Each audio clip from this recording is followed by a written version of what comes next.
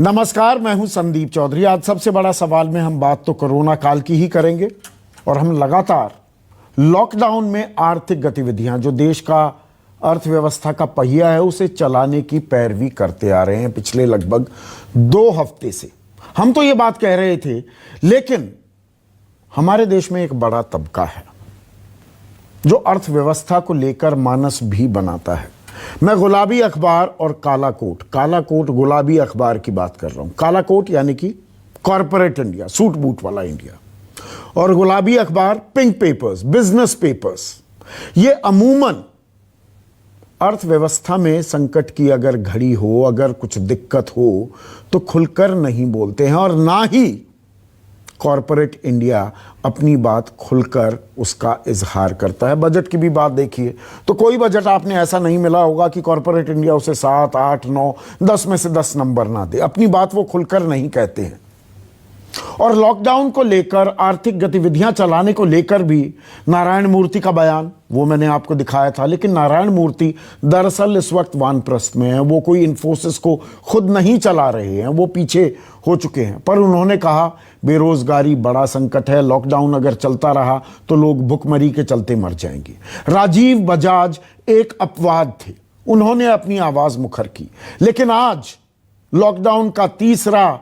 Lockdown 3 का चौथा दिन, अब कॉरपोरेट इंडिया के बड़े बड़े दिग्गज सामने आ रहे हैं और अपनी बात कह रहे हैं। दीपक पारेख चेयरमैन हैं HDFC के। वो क्या कहते हैं? दिहाड़ी मजदूरों को जीने के लिए पैसे की जरूरत है। ऊपर मैं आपको दिखा रहा हूं, सोशल डिस्टेंसिंग बनाए रखते हुए काम करने की जरूरत, ये दीपक पारेख कह रहे हैं। वेणु श्रीनिवासन चेयरमैन हैं TVS मोटर्स के, ये मोटरसाइकिल बनाने वाली एक बड़ी कंपनी है। वो क्या कहते हैं? नौकरियों के खत्म होने को नजरअंदाज नहीं कर सकते। नौकरियों की बात कर रहे हैं। छोटे दुकानदारों, लघु उद्योगों से जुड़े लोगों की आजीविका का सवाल, हमें खुद से कोरोना का समाधान तलाशना होगा। आजीविका की समस्या को छोड़ा नहीं जा सकता। RC भार्गव, मारुति सुजुकी, इस कंपनी का मैंने जिक्र किया, अप्रैल में एक भी कार नहीं बेच पाई। वो क्या कहते हैं? अब कारोबार शुरू करना जरूरी हो गया है।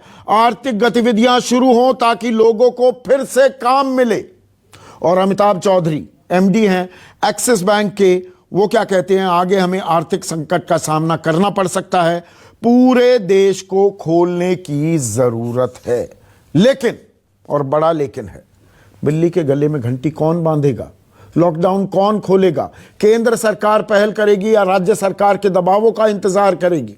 और नितिन गडकरी मुखर मंत्री हैं मोदी सरकार में, उन्होंने कल एक अहम बयान दिया था। कहा था कि बस हो, रेलगाड़ी हो, विमान सेवाएं हो, सिविल एविएशन हो, अब इन्हें खोलने की जरूरत है। सुनिए नितिन गडकरी ने क्या कहा। जल्दी ही पब्लिक ट्रांसपोर्ट में बस ट्रांसपोर्ट कुछ गाइडलाइंस के आधार पर शुरू करने का प्रयास सरकार के द्वारा होगा। ये भी कोशिश हम करेंगे, क्योंकि एयरलाइंस, रेलवे और बस ट्रांसपोर्ट ये कुछ प्रमाण में शुरू करने की आवश्यकता भी है। काफ़ी लोग इधर उधर के अटके हुए हैं, तो मुझे लगता है ये भी करना होगा। ऐसे में आज का सबसे बड़ा सवाल, लॉकडाउन की चाबी किसके पास है? और नौकरी और धंधे को कोरोना से कौन बचाएगा?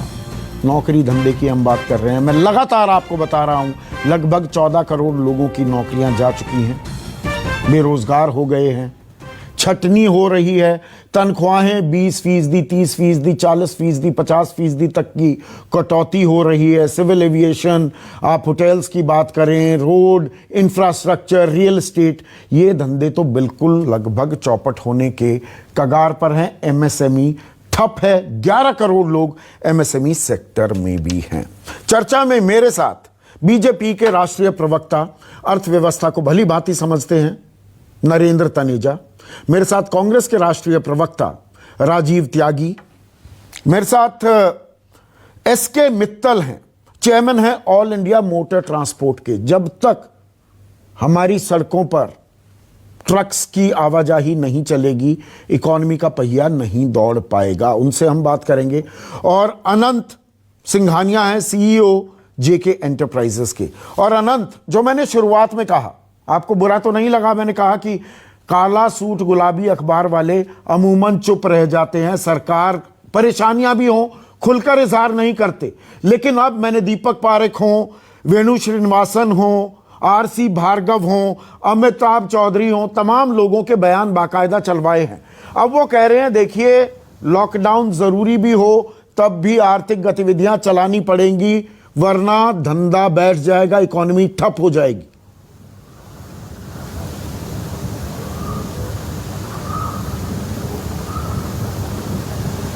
अनंत।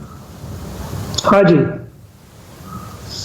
देखिए ऐसा है कि इंडिया में अभी 3-4 मई से हम लोग के ग्रीन जोन में काफी डिस्ट्रिक्ट खुल गए हैं। रेड जोन आगे की बात है, ऑरेंज जोन में भी काम चालू हो गया है। इस तरह आस्ते आस्ते लोग को समझ होगी, गवर्नमेंटों को समझ होगी कि हम लोग सोशल डिस्टेंसिंग के तौर से हम लोग कैसे बिजनेसेस को रीस्टार्ट करें। मुझे लगता है गवर्नमेंट को एक चीज जरूरी कर लेना चाहिए कि जो ई कॉमर्स प्लेयर्स हैं उन लोग को एक नॉन एसेंशियल में भी चालू करने की परमिशन देना चाहिए, ताकि हम लोग जो घर बैठे हैं हमें जो भी हमको चाहिए बिसाइड्स फूड, हमें फूड और दवाइयों के अलावा हमें मिल जाए।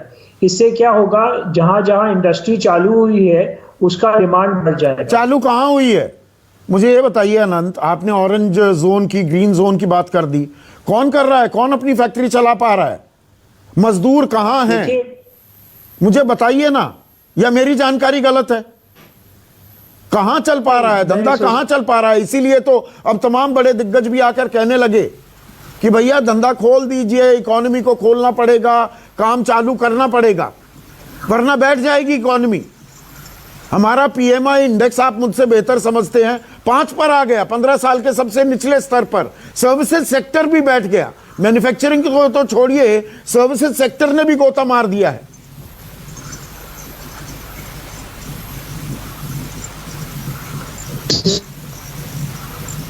बिजनेसेस ऑलरेडी एक्सपोर्ट ओरिएंटेड हो, टेक्सटाइल हो, एसेंशियल तो चल ही रहे थे। काफी बिजनेसेस चालू हो गए हैं इन सीटू, जहां पर भी लोग अवेलेबिलिटी है, जहां लेबर है वहां पर काम चालू हो गया है। जहां तक माइग्रेंट वर्कर्स के बात है, वो डेफिनेटली बहुत एक इम्पॉर्टेंट चीज है, क्योंकि ये वर्कर्स या तो कहीं बीच रास्ते में अटके हुए हैं या भी कोई ना कोई स्टेट गवर्नमेंट उन्हें अपने गांवों तक पहुंचाने की कोशिश कर रही है। तो जब तक ये पहुंचेंगे नहीं, एग्रीकल्चर की भी इनकी बहुत जरूरत है, क्योंकि ये लोग, ये अभी खारिफ सीजन चालू है तो उनको वहां पर भी अपना काम करना पड़ेगा, क्योंकि हमें एग्रीकल्चर नहीं मिलेगा तो हमें फूड एसेंशियल्स कहाँ से मिलेंगे। एसके मित्तल साहब, अनंत सिंघानिया कह रहे हैं कि काम तो चालू हो गया है। काम चालू हुआ है क्या? आपके ट्रक दौड़ने लगे? 15 दिन पहले मैंने कार्यक्रम किया था कि 3 लाख ट्रक सड़कों पर खड़े हुए हैं, 35,000 करोड़ का माल उनमें लदा हुआ है। क्या आवाजाही शुरू हो गई? काम धंधा शुरू हो गया? क्या फैक्ट्रियां चलने लगी हैं ग्रामीण इलाकों में ही सही? आपको मैं बताना चाहता हूं, आजादी के बाद सरकार और आम जनता को पहली बार हमारे और मैग्नीट्यूड का अंदाजा हुआ है। ये आइसोलेशन में ये काम शुरू नहीं हो सकता। ये इकोसिस्टम है, ट्रांसपोर्ट है, ट्रकर्स है और ड्राइवर्स है।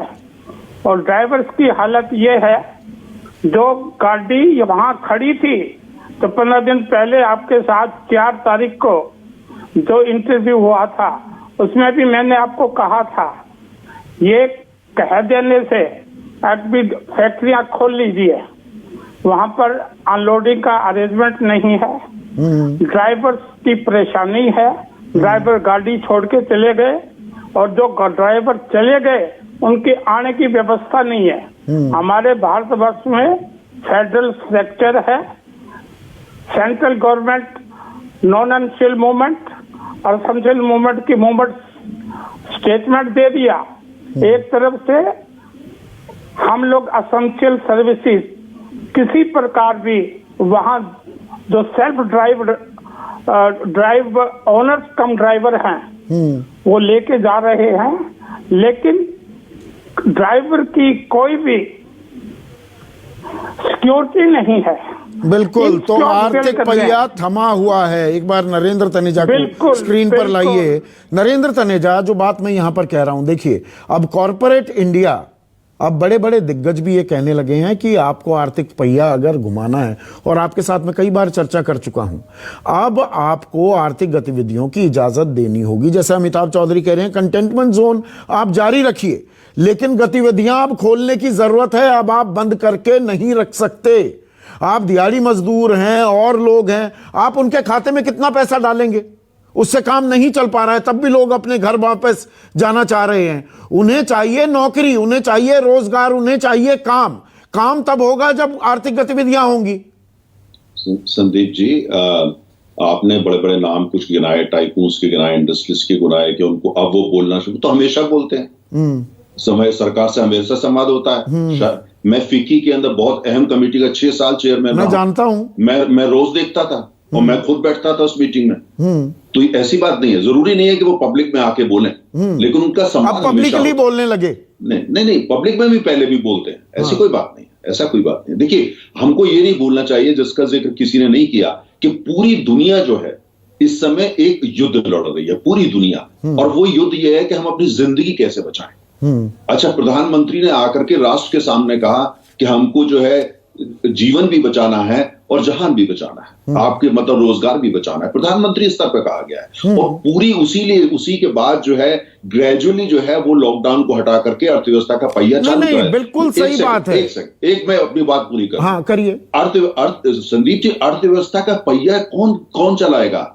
जो चला रहे हैं वो कौन है? इंसान है, मेरे और आपके भाई बहन है, भारतीय हैं, और बाहर की दुनिया में लोग इंसान हैं। अब उसके साथ में ये लेकर के चलना है कि भाई आपकी जिंदगी भी बचे और आर्थिक पहिया जो है वो चलना तो शुरू हो चुका है, लेकिन पूरी गति पे आ सके। आपने आज ही एक बहुत दुर्भाग्यपूर्ण घटना सुनी कि भाई वो फैक्ट्री को खोला जा रहा था, वहां वो गैस लीक हुई, कुछ लोगों की जान चली गई।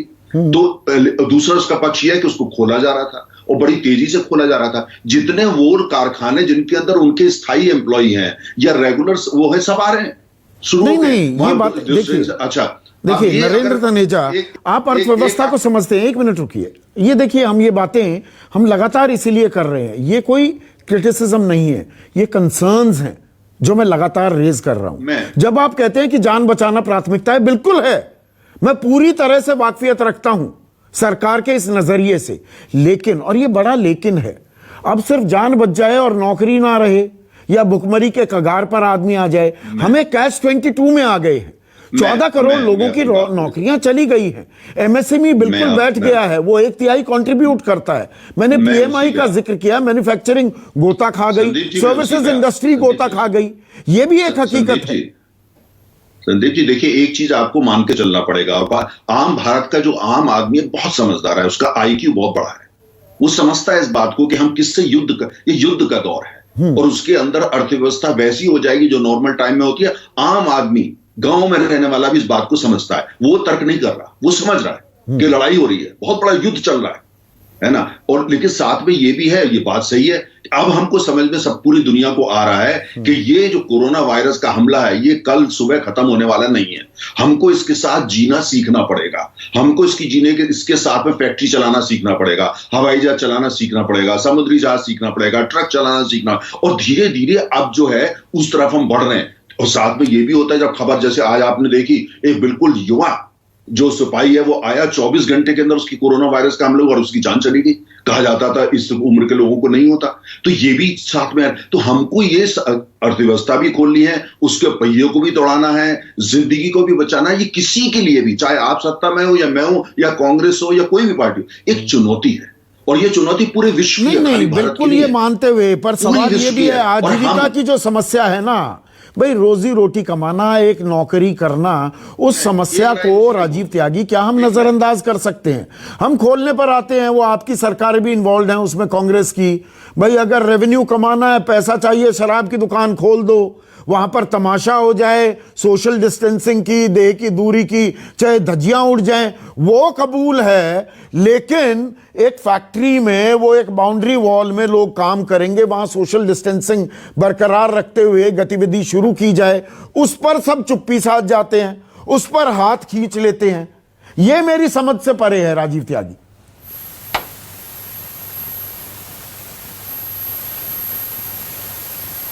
देशवासियों को यदि सेना माना जाए तो देश की सरकार सेनापति है, और सेनापति को निश्चित रूप से देश के योद्धाओं के ध्यान रखना चाहिए, चाहे वो इंडस्ट्री हो, एमएसएमई सेक्टर हो या आम नागरिक हो।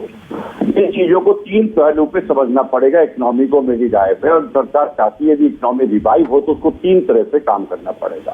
पहले तो सरकार को निश्चित रूप से ग्रामीण क्षेत्र में पैसा पंप करना पड़ेगा, चाहे वो मनरेगा का बजट बढ़ाने के माध्यम से हो, चाहे वो रबी की फसल की खरीदी से लेकर के फसल की बुवाई हो, या किसानों को ऋण का मामला हो, उसको लेकर के सरकार को एक बड़ा पैकेज लेकर आना पड़ेगा। यदि ग्रामीण क्षेत्र की परचेजिंग पावर बढ़ेगी तो निश्चित रूप से इंडस्ट्री की ग्रोथ होगी, पहली बात। दूसरी बात, सरकार को निश्चित रूप से अपने जो खर्चे हैं वो काटने पड़ेंगे सर्विस के अलावा। सरकारी कर्मचारियों की सैलरीज के अलावा यदि सरकार अपने खर्चे काटती है, यदि 30% भी काटती है तो 2,40,000 करोड़ रुपए निश्चित रूप से 6,09,000 करोड़ रुपए का सरकारी एक्सपेंडिचर है। हाँ ठीक है, आप ठीक कह रहे हैं। मैं 30% कह रहा हूँ, उसमें 2,10,000 करोड़ मान लीजिए, 2,10,000 करोड़ रुपए सरकार को वहां से बच सकते हैं। सरकार करीब 30,000 करोड़ रुपए नई पार्लियामेंट बनाने पे खर्च कर रही है, उसको ना खर्च के सरकार को ये निश्चित रूप से ग्रामीण क्षेत्र में बांट देना चाहिए। हमें ये भी बोलना चाहिए संजीव जी कि सरकार ने 2020-21 के बजट में 9,502 करोड़ की कटौती मनरेगा के बजट में की है। फ्रूट की सब्सिडी पे निश्चित रूप से 68,000 करोड़ की कटौती की है। खाद सब्सिडी पे करीब 8,687 करोड़ की सब्सिडी कट की है। तो इन सब चीजों को यदि सरकार तरीके से ग्रामीण क्षेत्र में पहुंचाएगी, छोटे शहरों में पहुंचाएगी, तो निश्चित रूप से परचेजिंग पावर बढ़ेगी। अब आता हूं एमएसएमई सेक्टर पे। एमएसएमई सेक्टर और इंडस्ट्री को अगर आप रिवाइव करना चाहते हैं, विशेष रूप से इंडस्ट्री, टूरिज्म की इंडस्ट्री हो, चाहे वो कंस्ट्रक्शन की इंडस्ट्री हो, टेक्सटाइल इंडस्ट्री हो, चाहे वो पोल्ट्री इंडस्ट्री हो, चाहे वो अन्य आपके एमएसएमई सेक्टर की करीब 4 करोड़ यूनिट हो, जिसमें कि 10 करोड़ लोग काम करते हैं। तो ऐसी यूनिट्स को यदि आप बढ़िया पैकेज देंगे, और पैकेज के निश्चित रूप से सीखना पड़ेगा विदेशों से। यूएस ने जो पैकेज दिया है अपनी जीडीपी के परसेंटेज में, उसको अगर आप देख लें तो निश्चित रूप से सरकार को उस हिसाब से कार्य करना चाहिए। तो आप सरकार को एक आंकड़ा और प्रस्तुत करना चाहूंगा, बस 20 वर्ल्ड बैंक से करीब $1 बिलियन मिले हैं, एशियन डेवलपमेंट बैंक से $1.5 बिलियन मिले हैं, और यूएस एड $5.9 बिलियन की है। इस सरकार को निश्चित रूप से इन सब एड्स को एक कलेक्टिव फॉर्म में बना, ठीक है, मैं आपकी बात समझ गया। अनंत सिंघानिया स्क्रीन पर। अनंत सिंघानिया, अगर हमें किक स्टार्ट भी करनी है इकोनॉमी, बेल आउट पैकेज पर सरकार की चुप्पी आपको सरप्राइज करती है क्या? सरकार अभी कुछ बोलने को तैयार नहीं है। अब वो चाहे पेट्रोल डीजल में एक्साइज दुगनी कर दी है, उसमें पैसे, या शराब की बिक्री की आपने खोल दी है, लेकिन बेल आउट को लेकर अभी सरकार चुप्पी साधे बैठी है। हमें बेल आउट की जरूरत नहीं है या सरकार के पास पैसे नहीं है? देखिए, बेल आउट की बहुत अहमियत है। अभी इस वक्त हमें बेल आउट पर बहुत फोकस करना चाहिए, और गवर्नमेंट कुछ वक्त ले रही है ये डिसीजन लेने के लिए। मुझे लगता है कि ये अभी और नहीं डिले करना चाहिए, क्योंकि इंडस्ट्री को मालूम पड़ना चाहिए कि कितना सपोर्ट मिल रहा है।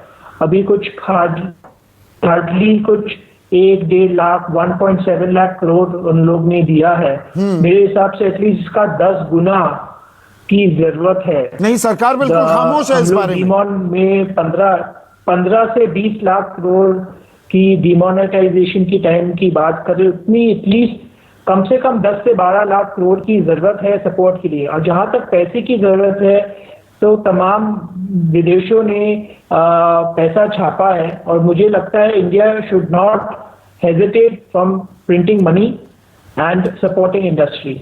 एमएसएमई के लिए जहां 12 करोड़ जॉब लेती है एमएसएमई सेक्टर, इसको सपोर्ट करना बहुत जरूरी है। पर अनंत, जो चीफ इकोनॉमिक एडवाइजर हैं, देश के मुख्य आर्थिक सलाहकार हैं केवी सुब्रमण्यम, आप जो बात कह रहे हैं वो बिल्कुल उसके मुख्तलिफ, बिल्कुल उसके उलट जा रहे हैं। वो कह रहे हैं कि हम मोनेटाइज नहीं कर सकते डेफिसिट, हम पैसे नहीं छाप सकते, वो गलत होगा। There are no free lunches, वो ये कहते हैं।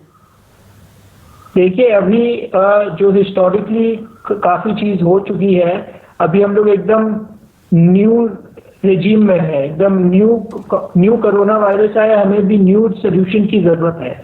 आप एक तरह कहते हैं कि हमें चाइनीज जो कंपनियां चाइना में मैन्युफैक्चरिंग निकल के इंडिया आएंगी, उनके लिए हम लैंड अक्यूमुलेट कर रहे हैं। मैं आपसे पूछता हूँ, जो इंडस्ट्री यहाँ ऑलरेडी है उनको पहले सपोर्ट करना ज्यादा इम्पोर्टेंट है ताकि और कंपनी आए। और मैं सोचता हूँ कि जब इंडियन इकोनॉमी को हम सपोर्ट करेंगे तो पूरी वर्ल्ड की इकोनॉमी हम पर निर्भर होके यहाँ पर और वो भी मुंगेरी लाल के सपने ना साबित हो जाए अनंत की चाइना से लोग थोड़ा परेशान होकर भारत आ जाएंगे। वियतनाम सबसे पहले जा रहे हैं, भारत का नंबर तो अभी भी तीसरे नंबर पर आ रहा है, जो चाइना छोड़कर भी जा रहे हैं। लेकिन अनंत ने बिल्कुल साफ गोई से नरेंद्र तनेजा जो बातें कही हैं, देखिए कॉरपोरेट इंडिया, वो बड़े कारोबारी हैं, बड़े ग्रुप के हेड हैं, साफ कह रहे हैं कि हमें फाइनेंशियल पैकेज, एक राहत पैकेज की जरूरत है, लेकिन सरकार अभी कुछ भी नहीं बोल रही है इस बारे में। नरेंद्र तनेजा। संदीप जी, भारत ही नहीं, दुनिया की जितनी बड़ी बड़ी कंपनियां लगभग सबके बारे में मैं जानता हूं। चाहे एक ही कंपनी में मैं आपसे 10 घंटे चर्चा कर सकता हूं। उस कंपनी के अंदर के हालात, उसका मैनेजमेंट, उसके फाइनेंसेस, कहां कहां क्या करते हैं, सब बता सकता हूं। पूरी दुनिया का चुनौती दे रहा हूं। लेकिन साथ में एक बात और भी कह रहा हूं, एक कंपनी है, उसका जो भी साइज है, वो 5 हफ्ते के लिए उसमें लॉकडाउन करना पड़ा, क्योंकि सरकार ने लॉकडाउन घोषित कर दिया 5 हफ्ते के लिए, मात्र 5 हफ्ते। उसके बाद सरकार ने कहा खोलना शुरू करिए, सिर्फ 5 हफ्ते। और वो कंपनी 10 साल, 5 साल, 8 साल, 100 साल से चल रही है। अच्छा, उसके बाद अब मुझे बताइए कि अब ये कह रहे हैं ये जो 5 हफ्ते हमने बंद करा, इसके लिए आप अमेरिका जैसा हमको बेल आउट दे दीजिए $2 ट्रिलियन का, या जो भी कहते हैं 10% जीडीपी का दे दीजिए।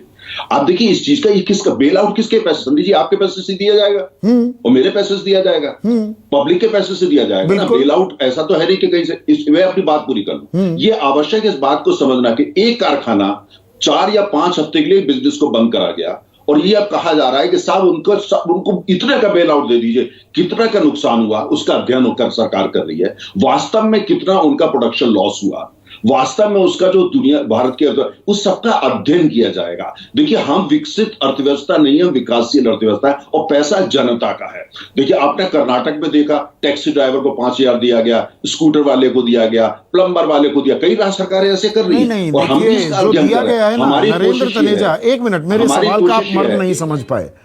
आप जो कह रहे हैं, बिल्कुल 1600 करोड़ का पैकेज दे दिया कर्नाटक ने, टैक्सी ड्राइवर्स के खातों में, खोमचे वालों के, रेहड़ी वालों के खाते में पैसे जा रहे हैं, अच्छा किया जा रहा है। मेरा देखिए, मैं थोड़ा सा बड़ा सवाल, अब ये नहीं कि आप पैसे दे देंगे। अरे भाई, जिस मजदूर की दिहाड़ी चली गई उसे दिहाड़ी की ज्यादा जरूरत है, पैसे की तो अभी जरूरत है, पर दिहाड़ी भी दीजिए, रोजगार भी दीजिए। उसके लिए आपको अर्थव्यवस्था खोलनी पड़ेगी। मेरा सवाल ये है, मैं एक लाइन का समय दे दीजिए संदीप जी। मेरा ये कहना है कि देखिए, एक तरफ तो कोरोना वायरस का हमला जीवन पे, हर आदमी के ऊपर, आप पे भी कल हो सकता है, मुझ पे भी हो सकता है, इसका डर, इसका मैनेजमेंट, प्रबंधन, और इसमें चुनौती जो कि कल 24 घंटे में क्या किस तरह हमला करता है, कहां म्यूटेट करता है, किसी को नहीं पता। अमेरिका जैसी ताकत घुटनों पे है। और दूसरी तरफ अब ये कि भाई इसको, इकोनॉमी को जो है पूरी तरह खोल देना, दोनों को बैलेंस करके, जो उसमें देख करके वो ही काम किया जा रहा है। पर इसीलिए तो मैं आर्थिक पैकेज की बात कर रहा हूं। एक मिनट, राजीव त्यागी स्क्रीन पर। अब राजीव त्यागी, नरेंद्र तनेजा कहते हैं कि भाई इनका एकदम 5 हफ्ते में ही ऐसा बंटाधार क्या हो गया, अभी हमें देखना होगा कितने पैसे देने हैं, कितने नहीं देने हैं। तो ये तो पलटकर ये भी पूछा जाएगा कि सरकार के सारे 5 ट्रिलियन इकोनॉमी हम बनने वाले थे, और हम इतना सरपट भाग रहे थे, और इतना पैसा था, और सब कुछ दुरुस्त था। आज भी प्रधानमंत्री कहते हैं अर्थव्यवस्था अच्छी है, तो फिर सरकार में बेल आउट क्यों नहीं कर देती? दूसरी तरफ भी सवाल पूछा जाएगा ना। देखिए, हाथ कन्नन तो आर्थिक क्या, पढ़े लिखे को फांसी क्या। जनवरी 2020 तक यदि आप आंकड़े देखेंगे सरकार की आर्थिक प्रगति के, तो उसमें आप पाएंगे कि जीडीपी ग्रोथ 11 साल की सबसे कम 4.7% पे थी। प्राइवेट कंजम्पशन 7 साल में सबसे कम था।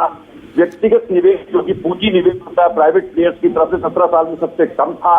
एग्रीकल्चर ग्रोथ 2.8% थी, 4 साल में सबसे कम थी।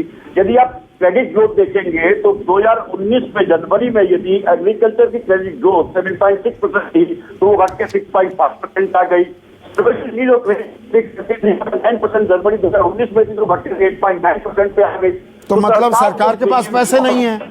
फिर तो आप सरकार की बात को ही और स्ट्रॉन्ग कर रहे हैं। सरकार के पास अभी पैसे नहीं है, बेल आउट कैसे दें?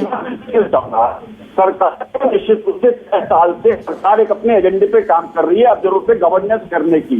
सरकार तय करेगी कि देश किस दिशा में जाएगा, क्या एजेंडे पे जाएगा वही सांप्रदायिकता के या फिर विकास नहीं नहीं, अभी अर्थव्यवस्था पर ही रहते हैं। आखिरी सवाल एसके मित्तल, मैंने थोड़ा सा तेल का जिक्र कर दिया, पेट्रोल और डीजल का, क्योंकि आप ऑल इंडिया मोटर ट्रांसपोर्ट के चेयरमैन हैं। ये बात भी समझ में आती है। देखिए, तेल तो सारी दुनिया के अपने इतिहास के सबसे निचले स्तर पर पहुंच गया और यहां पर डीजल के दाम 7 रुपए और बढ़ा दिए गए। एक्साइज ड्यूटी जो कभी 3-4 रुपए होती थी वो 32 रुपए पर आ गई। मतलब सरकार कह रही है कि नहीं, आपको ज्यादा दाम नहीं देना पड़ेगा, हम ऑयल कंपनी से ले लेंगे एक्साइज बढ़ाकर। अरे भाई कम कर दो ना, कम करने को तो तैयार नहीं है। डीजल के दाम 7 रुपए और बढ़ा दिए। आपका चक्का चल रहा है, ये समझ में आ रहा है गणित? सर मुझे 2 मिनट देना होगा। आपको मैं बता देना चाहता हूं, अगर रोड ट्रांसपोर्ट का पहिया चलेगा तो सरकार की इकोनॉमी चलेगी। हम लोगों को जब ये बड़ी बड़ी बातें यहाँ हो रही है तो मैं बता देना चाहता हूँ, रूरल सेगमेंट में एग्रीकल्चर और अर्बन में रोड ट्रांसपोर्ट तो मैक्सिमम रेवेन्यू जनरेटर हैं। हम आपको जो डीजल के दाम बता रहे हैं आप, हम लोग 60 to 63% कंट्रीब्यूट करते हैं। हमारे रोड ट्रांसपोर्ट सेक्टर में डीजल कैश में खरीदा जाता है। तो मतलब परेशानियां बहुत हैं। अब सरकार को कहीं ना कहीं कोई रास्ता तो निकालना पड़ेगा। नौकरी और धंधे को बचाना होगा, कोरोना से जिंदगी भी बचानी है, और यही दिक्कत भी है। यही एक कॉम्प्लेक्स सिचुएशन है जिसका जवाब, जिसका निवारण सरकार को ही करना होगा। आप सभी का बहुत बहुत शुक्रिया। नमस्कार।